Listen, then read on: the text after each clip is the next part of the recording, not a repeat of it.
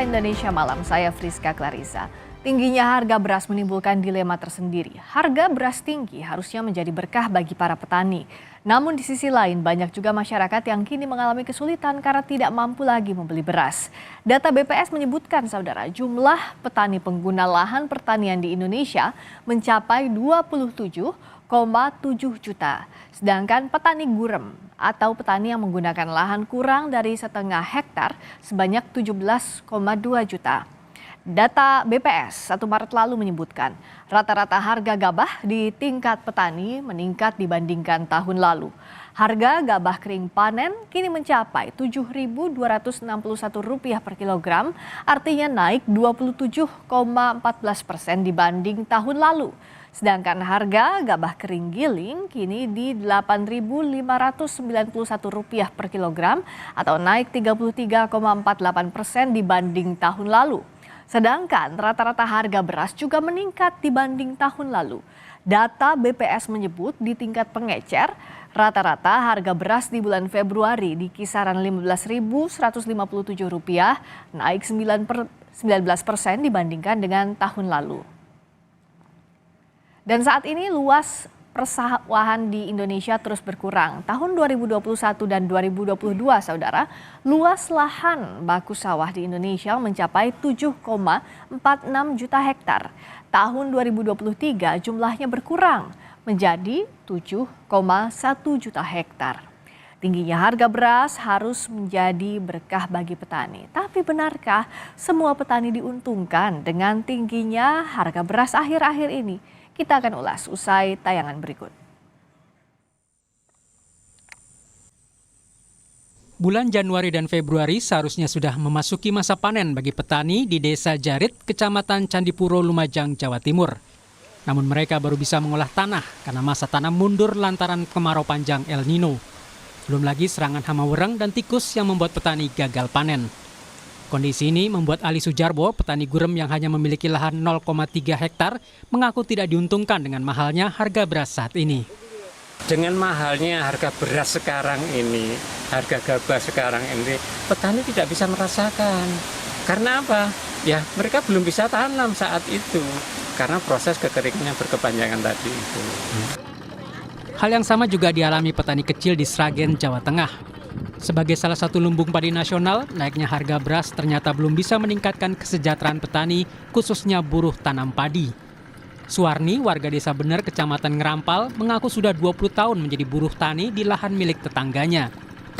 Upah buruh tani untuk tanam padi dari mulai pukul 5 hingga 11 siang dihargai Rp100.000 per orang.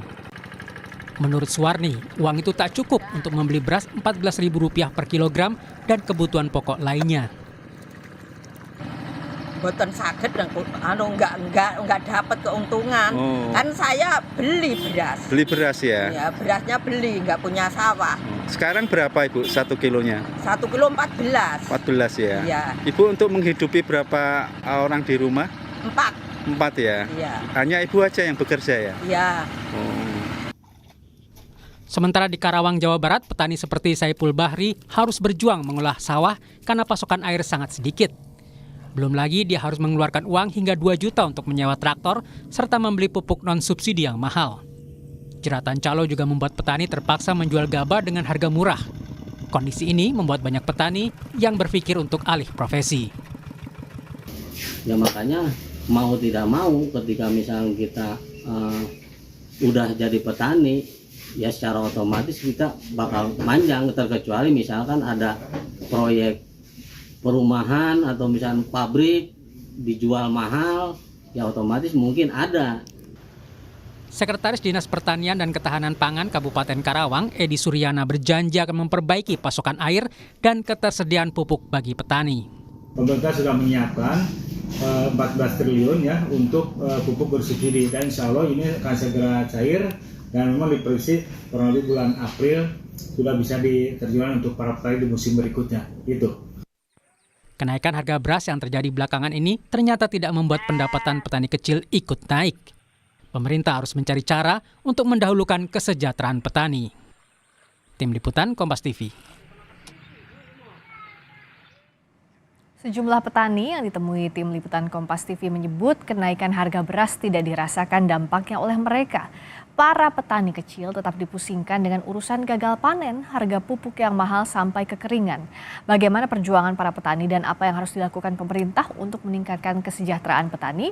Kami akan bahas bersama Pak Ali Sujarwo, petani di Lumajang, Jawa Timur. Ada juga Bapak Saiful Bahri, petani di Karawang. Dan kita juga menunggu anggota Komisi 4 DPR dari fraksi Golkar, Firman Subagio. Saya sapa dulu, selamat malam Pak Ali, Pak Saiful. Selamat malam. Selamat malam, saya ke Pak Ali dulu.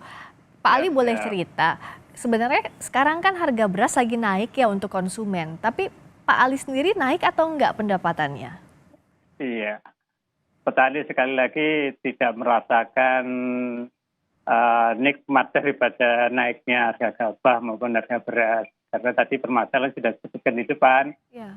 Yaitu mulai dari gagal panen, kemudian El Nino berkepanjangan, mahalnya biaya perawatan, dan sebagainya. Kalau Pak Ali menggarap lahannya, berapa luasnya Pak Ali? Ya, sepertiga hektar, kurang lebih 300 sekian meter. 300-an sekian meter ya. Iya. Modal yang harus Pak Ali keluarkan untuk menanam padi dan sebagainya itu berapa yang dikeluarkan dan penghasilan yang didapatkan berapa Pak Ali? Kalau kita hanya berpatokan pada pupuk kimia sintetik, maka biayanya semakin tinggi. Jadi kami mencoba di Wani Gosong ini bersama teman-teman untuk pertama kita menyiapkan tanahnya dulu dengan pemberian pupuk organik. Kemudian yang kedua, pupuk di masa vegetatif pun kami juga menggunakan pupuk organik sehingga bisa menekan biaya produksinya begitu. Dan hasilnya pun tidak kalah dengan yang pupuk sintetik pabrikan. Iya. Berapa Pak harga produksinya kalau pakai organik dan yang tidak sintetis? Kalau pakai organik itu di tempat kami hanya sekitar 2 juta sudah cukup, tapi kalau pakai yang pakai non organik ya kami harus mengeluarkan antara 5 sampai 6 jutaan begitu. Oh, besar sekali ya. Sementara Besar sekali memang. Oh, pendapatannya kira-kira berapa tuh Pak kasarannya didapat?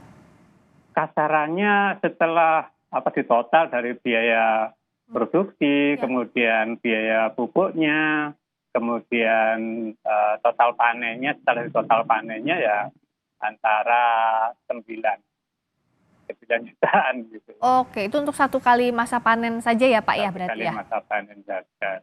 Oke, kalau Pak Saiful juga boleh bercerita, di Pak Saiful juga tidak dirasakan Pak kenaikan harga beras di konsumen terhadap pendapatan Bapak? Ya berhubung di Karawang yang mayoritas belum panen Bu, sekarang itu kan baru mulai tanam gitu. Iya. Nah, sebenarnya ya kita nggak merasakan sih kalau untuk harga sekarang gabah mahal itu, karena ya kitanya belum panen. Paling juga kita panen ya sekitar bulan Maret April ya? lah. Iya, sampai Mei juga masih banyak. Nah kalau tadi Pak Ali kan cerita ya untuk produksinya berapa yang harus dikeluarkan, kalau Pak Saiful gimana Pak?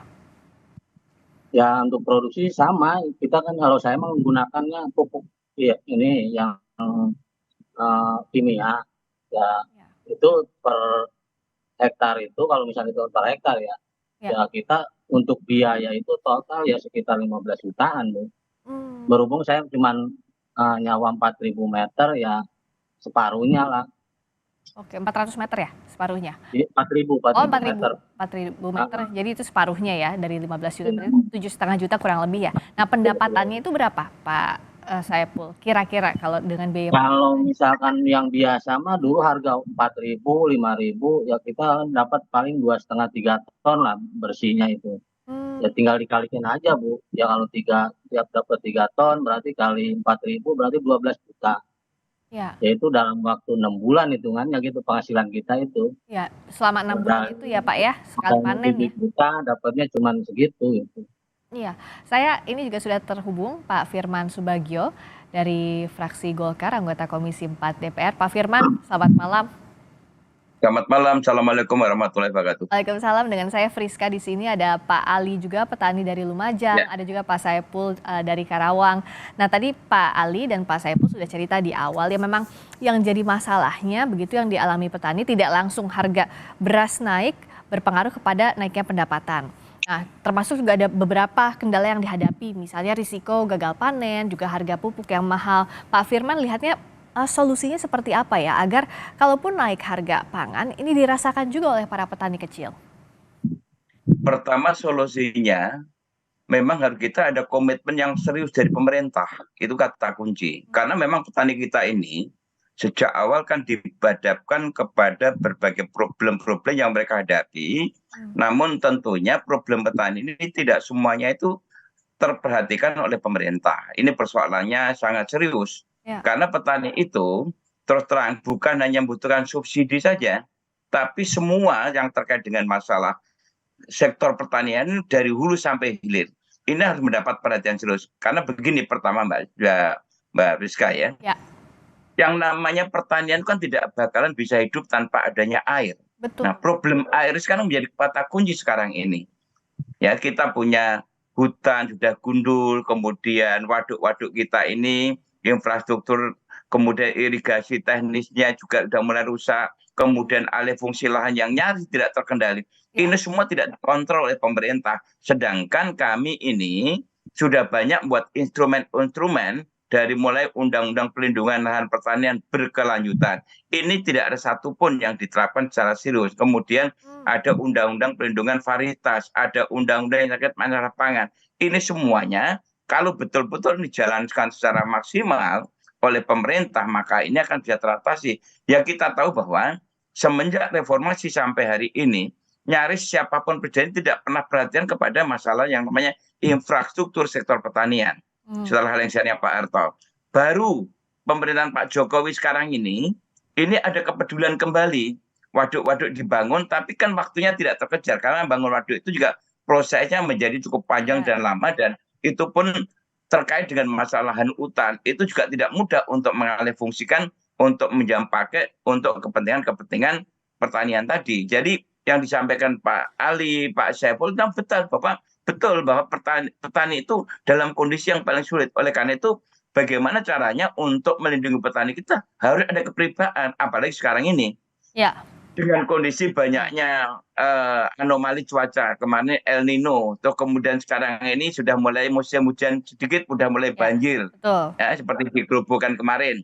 Kemudian ketika mereka itu sedang masa panen, kita juga ditimpa lagi musibah dengan adanya beras impor yang membanjir. Ini yang selalu kami sampaikan. Impor beras itu sebuah keniscayaan, namun tentunya distribusinya itu jangan didistribusikan ke wilayah-wilayah yang basis produksi pertanian atau basis produksi beras.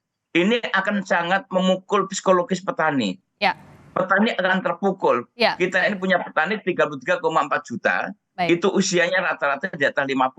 Ya. Nah ini kalau sampai mereka itu kemudian terpukul dengan kondisi ini, kalau mereka itu kemudian menjual lahannya untuk kepentingan lain yang tidak terkendali, negara kita yang jumlah penduduknya besar ini sangat berisiko tinggi ketika ini akan dihadapkan kepada kita bergantung kepada impor pangan dari luar negeri. Baik, ini Pak risiko Firman. tinggi bagi negara. Nah, saya akan berikan juga kesempatan untuk Pak Ali dan Pak Saipul. Pak Ali, Pak Saipul, ini ada Pak Firman dari DPR.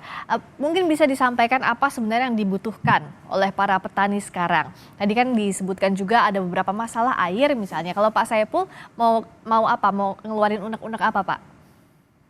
Ya buat saya sih petani ya, khususnya petani di Karawang, ya kalau untuk air memang kita kan irigasi teknis, cuman kebetulan kemarin itu pas ya katanya ada El Nino, jadi kita mundur tanam. Nah kalau untuk istilahnya yang lebih ininya lagi, utamanya lagi buat petani itu harga, Pak. Jangan sampai kita di saat panen harga itu turun gitu. Apalagi katanya sekarang ada impor beras.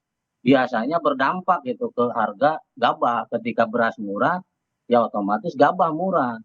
Jadi kalau misalnya ini tolong pemerintah jangan cuma peduli dengan konsumen beras, tapi bakal ngorbanin ke petani, Pak. Jadi petani itu tolong harga jual gabahnya itu dijaga gitu. Kalau bisa dibelilah sama pemerintah. Untuk harga sekarang sebenarnya petani itu untung kalau misalnya lagi panen, Hmm. dia ada lebih gitu. Tapi kan kalau misalnya pas panen raya biasanya jatuh sampai kadang-kadang di bawah 4.000 waktu tahun-tahun kemarin. Oh. Harapan petani di sini itu sebenarnya itu Pak, harga yang penting. Oke, dari Pak Saiful, harga tadi yang jadi catatan. Pak Ali, apa yang mau disampaikan ke Pak Firman? Nanti kan DPR bisa memfasilitasi untuk menyampaikannya juga ke pemerintah. Silakan Pak Ali. Oke, Assalamualaikum Pak Firman. Waalaikumsalam warahmatullahi wabarakatuh. Saya dari Desa Jarit, Pak, Kecamatan Jatipuro, Kabupaten Lumajang, Jawa Timur. Permasalahan sebetulnya yang paling urgen di petani itu adalah tentang kesuburan tanah, Pak. Jadi petani itu dengan dengan berbagai macam karakter pendidikannya, mereka tidak mengerti permasalahan utamanya. Nah, sumbangan pupuk subsidi yang digelontorkan oleh pemerintah itu bagus.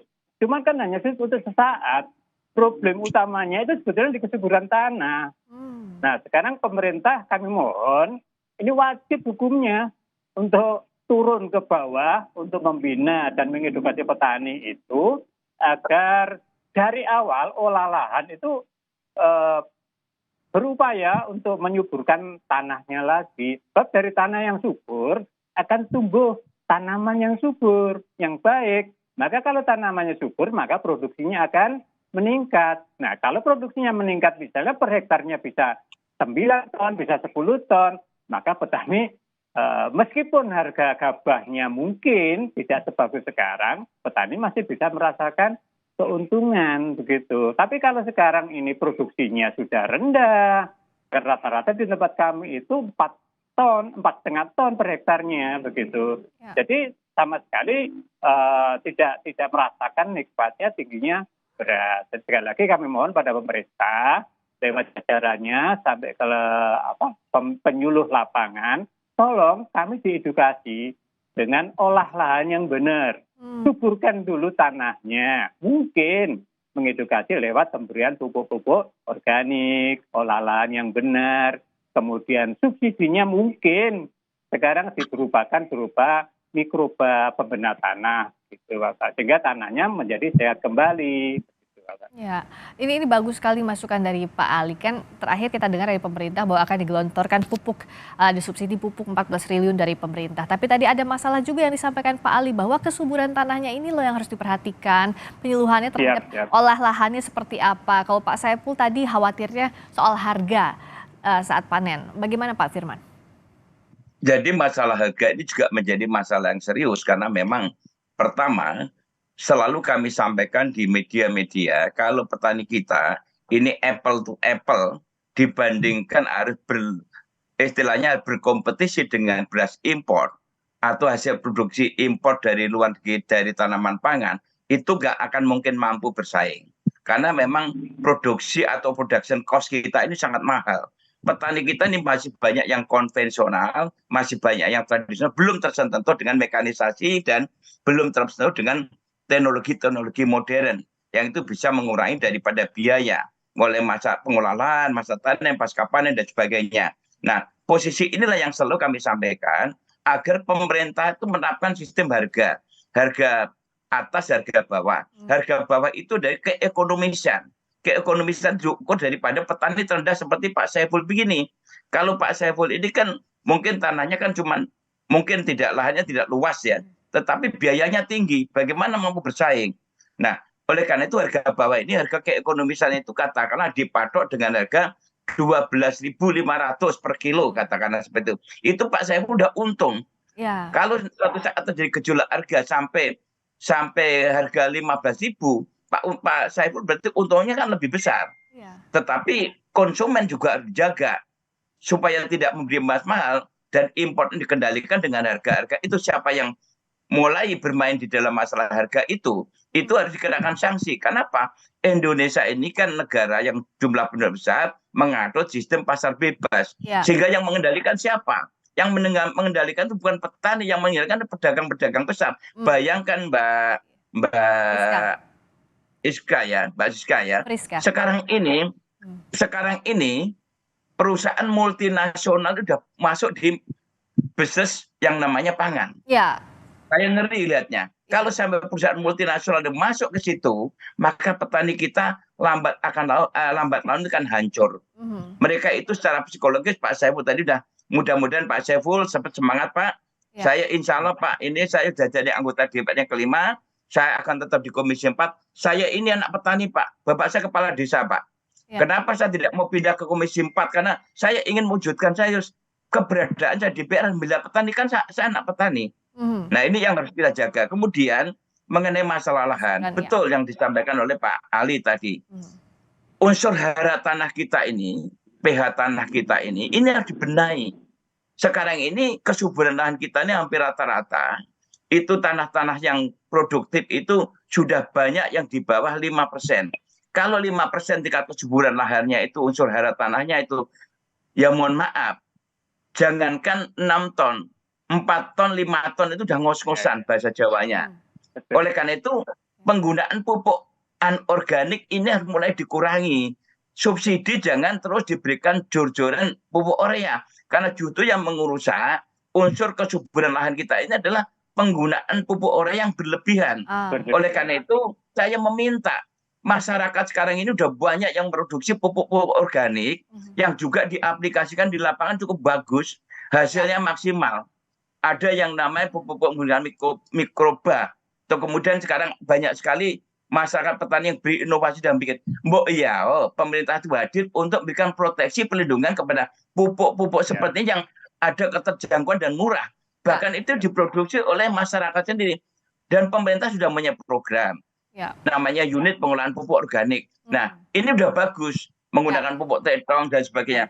Pemerintah harus hadir di situ, memberikan izin, memberikan izin edar, memberikan bantuan untuk uji lab. Ini digratiskan saja. Dan itu akan membantu. Ini sebagai alternatif. Kemarin ketika pupuk subsidi berkurang itu kan mereka kan menggunakan alternatif itu, tetapi karena tidak ada izin edar, ini nyaris ditangkap oleh aparat penegak hukum. Jadi petani kita udah jatuh ketiban tangga. Ya, baik, jangan sampai itu terjadi. Nah, terakhir saya ke Pak Saiful dan Pak Ali. Kondisinya memang sulit, tapi baik Pak Saiful atau Pak Ali, masihkah akan bertahan menjadi petani, Pak Saiful? Ya, untuk hari ini yang ke depan pun ya mungkin karena saya masih punya sawah, saya pasti bertahan, Bu. Karena itu mata pencarian buat nafkahin keluarga saya gitu. Ya, kalau Pak Ali gimana? Kalau kami di desa memang penghasilan utamanya memang dari petani. Jadi bagaimanapun juga kami di kelompok petani dan peternak mandiri Wanigosok itu juga sekaligus pembuktian bahwa penggunaan pupuk organik itu tidak kalah dengan penggunaan pupuk kimia sintetik. Jadi kami juga berupaya untuk itu. Kemudian kami mohon pada pemerintah sekali lagi, siap Bapak DPR, dukungannya saya mohon dukungan sampai ke tingkat daerah nih Bapak, sehingga yang tingkat daerah ini betul-betul bisa turun. Nah itu yang diharapkan. Tentu kita semua berharap Pak Ali, Pak Saiful dan kawan-kawan petani lainnya juga bisa sejahtera. Karena kita ingat Indonesia adalah negara agraris, jadi juga petani harus sejahtera. Pak Firman juga mohon bersama dengan pemerintah memperhatikan dan juga memberikan kebijakan-kebijakan yang produktif, yang bisa menguntungkan untuk para petani untuk bisa bertahan dengan mata pencariannya. Terima kasih banyak Pak Firman, terima kasih Pak Ali, terima kasih juga Pak Saiful atas waktunya di Sapa Indonesia Malam.